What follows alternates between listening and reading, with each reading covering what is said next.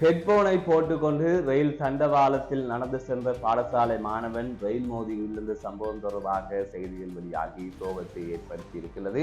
மற்றொரு செய்தியாக நிர்வாணமாக வீதியில் பயணித்த இளைஞனை போலீசார் மடக்கி பிடித்திருக்கிறார்கள். இந்த இரண்டு செய்திகள் தொடர்பில் தான் இந்த தொகுப்பிலே விரிவாக பார்க்க இருக்கின்றோம். அன்றாடபுரத்திலிருந்து பெரியத்தை நோக்கி பயணித்த புகையிரத்தில் மோதுந்து மாணவன் உயிரிழந்திருப்பதாக தெரிவிக்கப்பட்டிருக்கிறது. அம்பலாங்கொடை போலீசார் இது தொடர்பான தகவலை வெளியிட்டிருக்கிறார்கள்.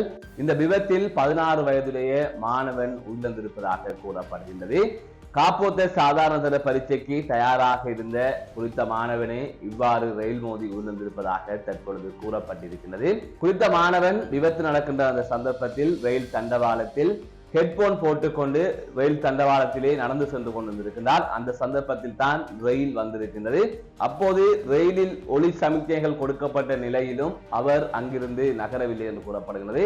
ரயில் வந்த சத்தமோ ரயிலின் கோன் சத்தமோ அவருக்கு கேட்கவில்லை. அந்த தொடர்ச்சியாக அவர் ரயிலிலே மோதி உயிரிழந்திருப்பதாக தெரிவிக்கப்பட்டிருக்கிறது.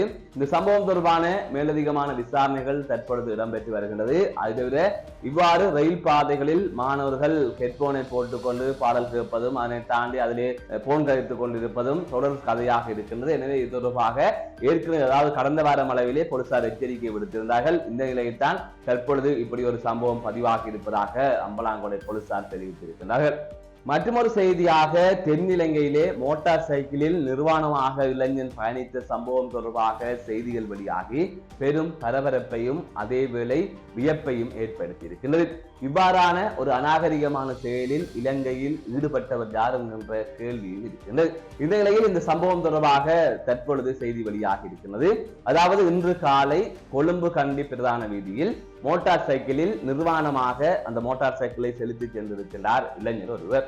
அதனைத் தொடர்ந்து போலீசார் இதனை கண்காணித்திருக்கிறார்கள். அதன் தொடர்ச்சியாக குறித்த நபரை கைது செய்வதற்கான முயற்சியில் போலீசார் ஈடுபட்டதாக கூறப்படுகின்றது.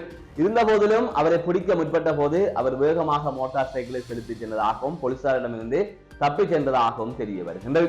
அதற்கு பிறகாக கடுகண்ணாவ போலீசார் மற்றும் பேராதனை போலீசார் இணைந்து வீதி தடைகளை எல்லாம் ஏற்படுத்தி கடும் பிரயத்தனத்திற்கு பின்பாக அந்த இளைஞனை கைது செய்திருப்பதாக கூறப்படுகின்றது. இவ்வாறு கைது செய்யப்பட்ட இளைஞன் 23 வயதுடைய இளைஞன் என்று தெரிவிக்கப்படுகிறது.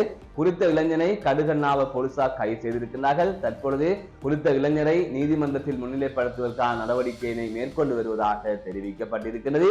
இவ்வாறு ஏன் குறித்த இளைஞர் செய்தார் என்பது தொடர்பான விசாரணைகளும் ஆரம்பிக்கப்பட்டதாக கூறப்படுகின்றது.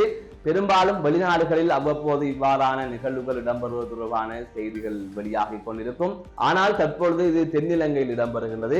இந்நிலையில் தான் இந்த சம்பவத்தில் ஈடுபட்டவர் வெளிநாட்டுக்காரர் என்று என்ன தோன்றும். ஆனால் அது தொடர்பாக இனிமே உறுதிப்படுத்த முடியவில்லை.